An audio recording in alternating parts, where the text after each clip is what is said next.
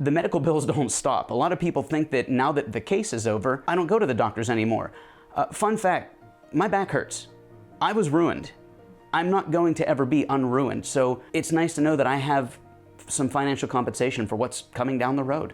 I was on my way to a popular theme park here in Orlando, Florida to film for my YouTube channel. You know, out of nowhere, a utility truck ran a red light and just decimated my car. Just the fact that there's anything left is mind-blowing to me personally. I couldn't believe it. It's just totaled the vehicle. It sent me about 2 lanes over onto the on-ramp for the actual road, which is scary that you can't even imagine. It's terrifying. I finally realized left was this way, right was this way, forward, backwards, and I'm like, I could figure out what was going on. I called 911. Woke up the next day and I had to go to work. When I'm at work, I realized I should call a lawyer and figure out what the next step is. Through a local radio station here, heard of Moses DeWitt, and you know, if you're injured on the go, just call Moe. It just made sense, you know. And called Moe, and they were insanely helpful. They were so kind, very patient with me, because I'm not easy to work with. So they were, again, the nicest group of people, checked up on me every sense of the word. Moe DeWitt and his lawyers were real good about telling me, take care of myself,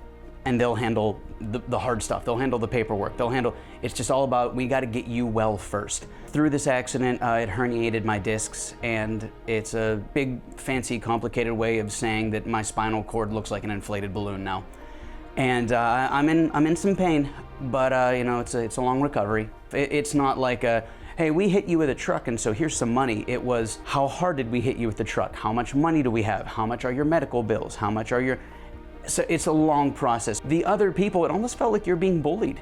You know what I mean? It's funny when you realize that your lawyer is basically a verbal MMA. He's the guy out there, you know, throwing the punches and the kicks for you, so you don't have to.